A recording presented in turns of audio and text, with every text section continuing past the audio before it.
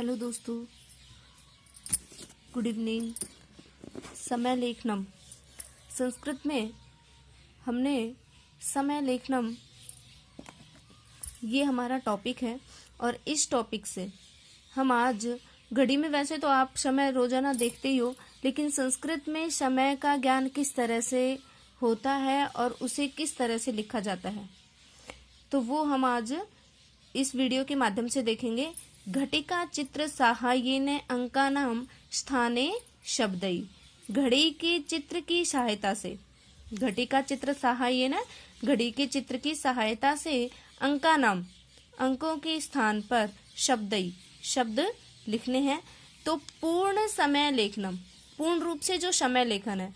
देखो दोस्तों कि संस्कृत भाषा में सरलता से रुचि उत्पन्न करने के लिए संस्कृत के माध्यम से ही हमने इन जो संख्याएं हैं, उन संख्याओं व समय का बहुत महत्व है, तो उसका प्रयोग किया है।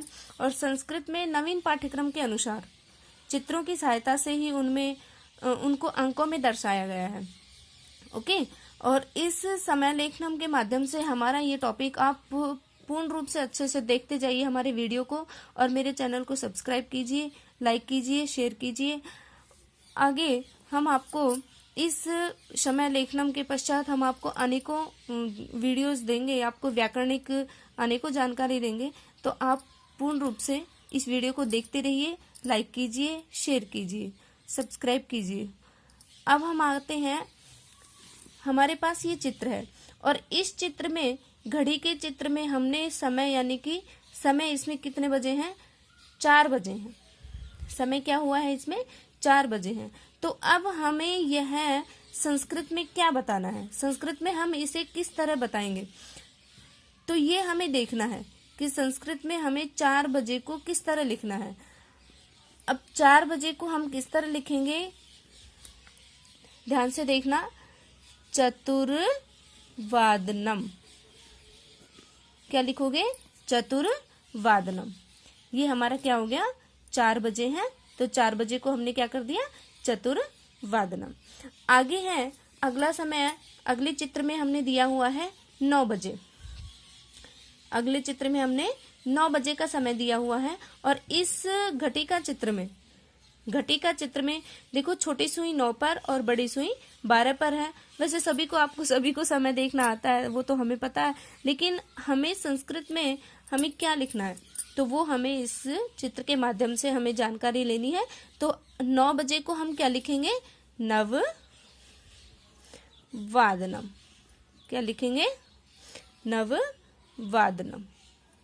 ठीक है, इस तरह से हमने इसको क्या कर दिया, नववादनम।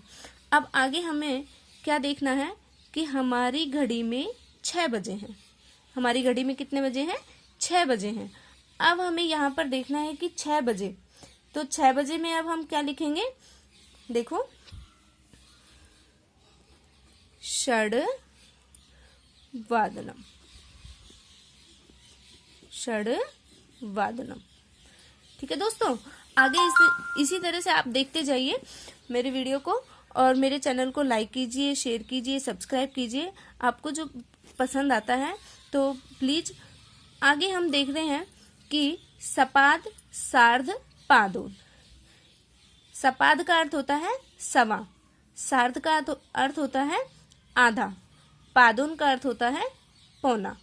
तो अब इसमें हमें सपाद, सवा, सार्ध, आधा, पादोन, पौना।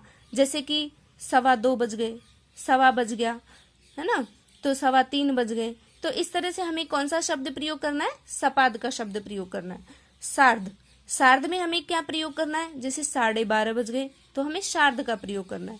पादोन, 4:45 हो गए, 2:45 बज गए, तो इसमें हमें क्या प्रयोग करना है, पादोन शब्द का प्रयोग करना है। आगे देखते जाइए दोस्तों, क्या है कि हमारे पास समय दिया हुआ है 3:30 बजे। कितना समय दिया हुआ है हमारी घड़ी में, 3:30 बजे।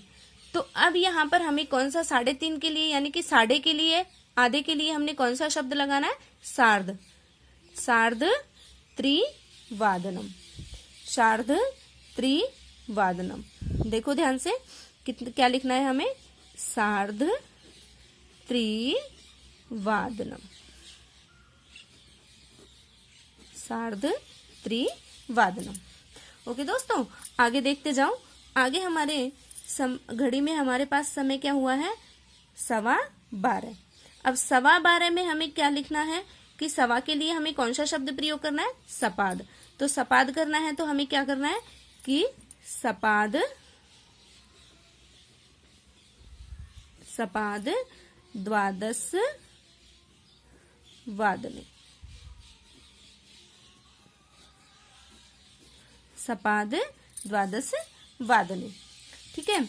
अब देखो दोस्तों, क्या है कि 12:15। अब हमें पता है कि 12 की संस्कृत क्या होगी? द्वादश। तो सबसे पहले हमें क्या लगाना है? सपाद। सपाद पहले लगाना है, फिर उसके बाद हमें समय कितना हुआ है?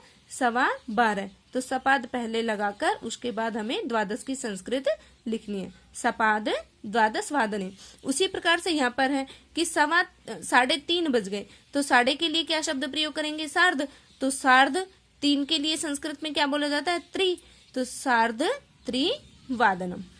आगे दोस्तों, आगे हमारे पास अगला चित्र है 11:15। हमारी घड़ी में कितना समय हुआ है? 11:15।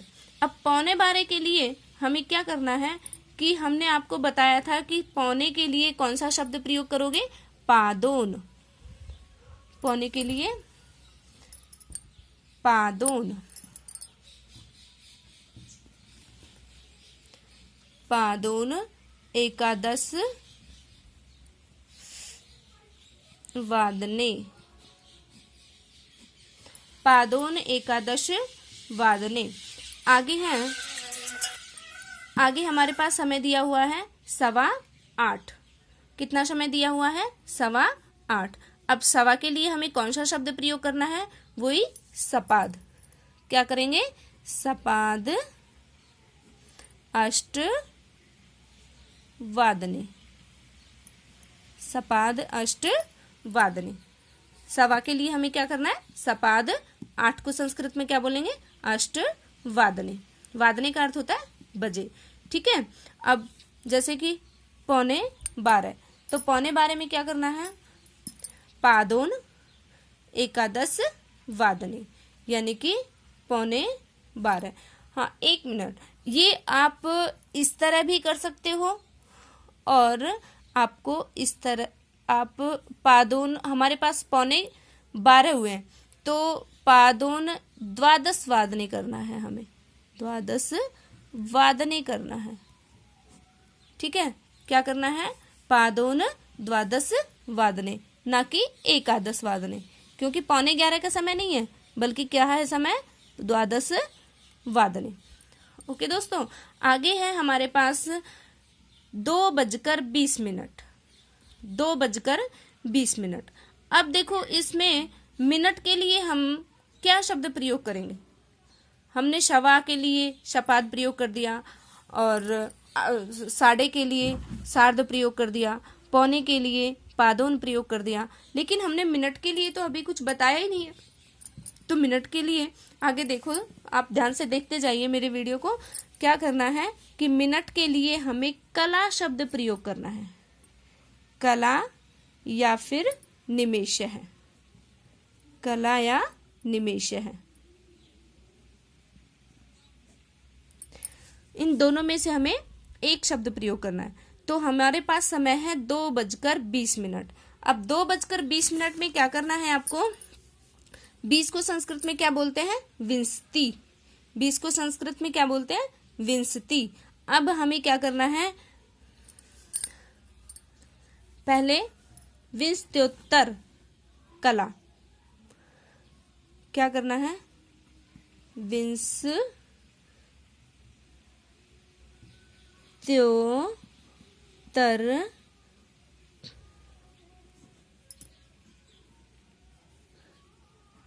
कला विंशत्योत्तर द्विवादने। कला विंशत्योत्तर द्विवादने। क्या बनाएंगे? कला विंशत्योत्तर द्विवादने। अब आगे हमारे पास कुछ उदाहरण हैं, उनको देखना ध्यान से विमला 10 बजे सोती है। विमला 10 बजे सोती है। अब इसको संस्कृत में क्या बनाएंगे? विमला 10 वादने शयनम करोति। विमला 10 वादने शयनम करोति। आगे है, यहाँ पर देखो, अब 10 बजे को हमने क्या बता दिया? 10 वादने। आगे है, वह प्रातः 2 बजे स्वप्न देखती है। वह प्रातः, अब ये देखो स्त्रीलिंग है, तो स्त्रीलिंग के लिए हमने क्या करा? सा प्रातः द्विवादने। 2 बजे को क्या कर दिया? द्विवादने स्वप्नम करोति। आगे देखो दोस्तों, राकेश 4:45 बजे सैर पर जाता है। राकेश है 4:45। अब 4:45 को संस्कृत में क्या बोलेंगे? पादोन पंच वादने भ्रमणाय गच्छति। राकेश 4:45 बजे सैर पर जाता है, तो राकेश है पादोन पंचवादने भ्रमणाय गच्छति। आगे देखो दोस्तों, अनिल 4:30 बजे उठता है। अनिल 4:30 बजे उठता है, तो अनिल है साढ़े को क्या बना दिया? चतुर्वादने उत्तिष्ठति। अनिल है चतुर्वादने उत्तिष्ठति। अब 9:15 बजे हैं। अब की संस्कृत क्या होती है? अधुना 9:15 सपाद नववादने अस्ति। अधुना सपाद नववादने अस्ति। अब आप यहाँ पर सोचोगे कि यहाँ पर वादने करो या फिर वादनम करें, तो यहाँ पर क्या है कि सपाद नव वादनम अस्ति। वो 9 बजे हैं। कितना समय हुआ है? 9 बजे हैं, तो इसीलिए यहाँ पर नववादनम अस्ति। तो आगे मेरे वीडियो को देखते जाइए, जो प्रॉब्लम है वो सब सॉल्व करेंगे। आगे हम और भी क्वेश्चंस पूछेंगे, तो प्लीज़ दोस्तों मेरे वीडियो को लाइक कीजिए, सब्सक्राइब कीजिए और शेयर कीजिए। Okay, thanks.